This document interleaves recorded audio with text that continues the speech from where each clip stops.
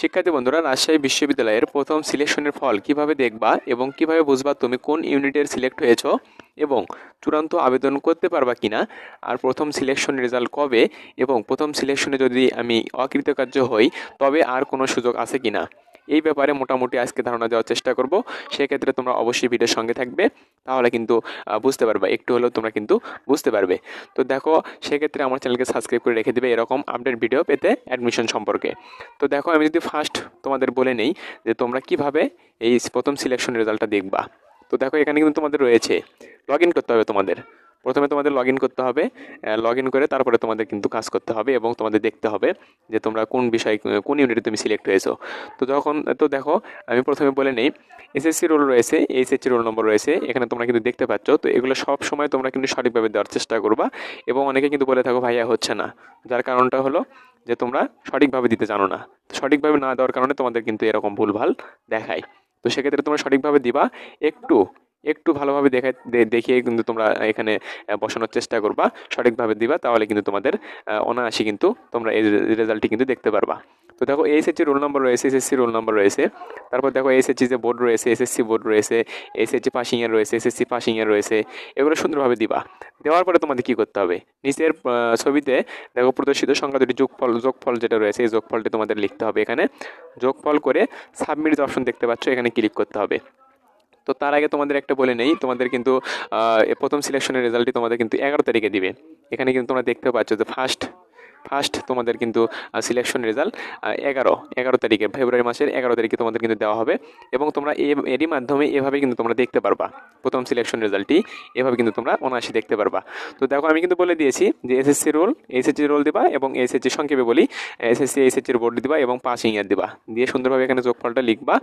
যোগফলটা দিয়ে বসিয়ে দিয়ে সাবমিট অপশনে ক্লিক করবা। জাস্ট তোমাদের কিন্তু কাজ শেষ। এবং তারপরে যে ইন্টারফেসটি তোমাদের দেখানো হবে, এই ইন্টারফেসটি তোমাদের দেখানোর চেষ্টা করব, এবং এই ইন্টারফেস সম্পর্কে তোমাদের কিন্তু ধারণা দেওয়ার চেষ্টা করব। এটাই কিন্তু তোমাদের শেষ অপশন। তো চলো সাবমিট অপশনে আমরা ক্লিক করে নিই। তো দেখো, এখানে তারপরে ক্লিক করার পরে কিন্তু এরকম ইন্টারফেসটি দেখাবে। তো দেখো, এখানে কিন্তু লেখা আছে যে তোমাদের দেখো এ ইউনিট লেখা আছে, সি ইউনিট রয়েছে। তো এখানে দেখো লেখা আছে যে সিলেক্টেড অপশনটি তোমাদের অ্যাপ্লাই সিলেক্টেড, অর্থাৎ তুমি যে প্রথম পর্যায়ে যদি তুমি সিলেকশন হয়ে থাকো, অর্থাৎ তুমি যদি সিলেক্ট হয়ে থাকো, তাহলে তোমাদের কিন্তু এরকম দেখাবে যে সিলেক্ট। তো তুমি কোন ইউনিটে তুমি সিলেক্ট করবা, তুমি কিন্তু সেখানে সিলেক্ট করে তুমি অ্যাপ্লাই করতে পারবে চূড়ান্ত আবেদনের ক্ষেত্রে। তো দেখো, এখানে কিন্তু রয়েছে সিলেক্ট, তুমি কোনটাতে হয়েছে, এ ইউনিটে সিলেক্টেড এবং বি সি ইউনিটে সিলেক্টেড হয়েছো। তো সেক্ষেত্রে তোমাদের কিন্তু তুমি কোন ইউনিটে এক্সাম দিবা, তো সেক্ষেত্রে কিন্তু তোমাদের এখানে কিন্তু তোমরা সিলেক্টেড অপশন দেখতে পাচ্ছ, এখানে সিলেক্ট করে অ্যাপ্লাই করতে পারবো চূড়ান্ত আবেদনটি। তো দেখো, এখানে কিন্তু উপরে লেখা আছে, একটু আমরা যদি উপরে মার্ক করা যদি লেখা দেখি, তো দেখো লেখা আছে রাজশাহী বিশ্ববিদ্যালয়ে 2023-24 সালের প্রথম বর্ষ স্নাতক সমমান পরীক্ষার জন্য আপনি নিচের কোন ইউনিটের জন্য, অর্থাৎ নিচের ইউনিটেরগুলোর জন্য প্রাথমিকভাবে বিবেচিত হয়েছেন। চূড়ান্ত আবেদনের জন্য যে ইউনিটগুলিতে আবেদন করতে চান, তার পাশে কিন্তু যে ইউনিটে তুমি আবেদন করতে চাও চূড়ান্ত আবেদন, সেটার পাশে তুমি কিন্তু টিক চিহ্ন দিতে পারবা। আশা করি বুঝতে পেরেছো। তো সেক্ষেত্রে তোমাদের চূড়ান্ত আবেদনের সময় তোমাদের কিন্তু এখানে টিক মার্ক কিন্তু অবশ্যই দিতে হবে। তো এখানে তোমাদের কিন্তু সিলেক্টেড অপশন দেখাবে তুমি সিলেক্টেড হয়েছো কিনা। তো সেক্ষেত্রে তোমরা কিন্তু এখানে সিলেক্টেড অপশন দেখতে পারবা তোমাদের রেজাল্টটি, এবং সিলেকশন দেখে তোমরা কোন ইউনিটে তোমরা চূড়ান্ত আবেদনটি করতে চাও, তার পাশে কিন্তু তোমাদের এই টিক চিহ্ন দিয়ে অবশ্যই অ্যাপ্লাই করতে হবে। আশা করি এটুকু কিন্তু বুঝতে পেরেছো। তো আমি যদি আরেকটু দেখে নেই, আরেকটু বলে নেই তোমাদের বিষয়টা, যে দেখো, অনেকে বলতে পারো যে ভাইয়া আমার প্রথম সিলেকশন রেজাল্ট আমার আসেনি, অকৃতকার্য রয়েছে, তাহলে আমি কি করব। তোমার রেজাল্ট আসেনি, তো সেক্ষেত্রে তুমি কি করবা। তো সেক্ষেত্রে তোমাদের করণীয় হচ্ছে কি, তোমাদের কিন্তু 3টা সিলেকশন হবে, অর্থাৎ প্রথম, দ্বিতীয় এবং তৃতীয়, 3টা ধাপে সিলেকশন রেজাল্ট দেওয়া হবে। তো সেক্ষেত্রে প্রথম ধাপে যারা না পাবে, তারা কিন্তু দ্বিতীয়বার কিন্তু সুযোগ রয়েছে, এবং তৃতীয়বারও কিন্তু তোমাদের সুযোগ রয়েছে।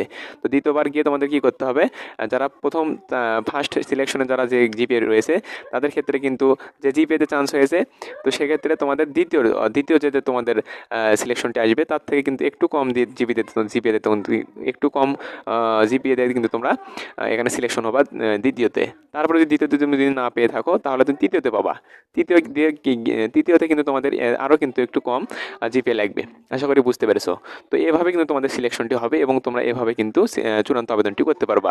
আশা করি বুঝতে পেরেছো। তো এই ছিল আজকের বিষয়। আশা করি ভালো থাকবে, আর এরকম আপডেট ভিডিও পেতে অবশ্যই আমার চ্যানেলকে সাবস্ক্রাইব করে পাশে থাকবে। আল্লাহ হাফেজ।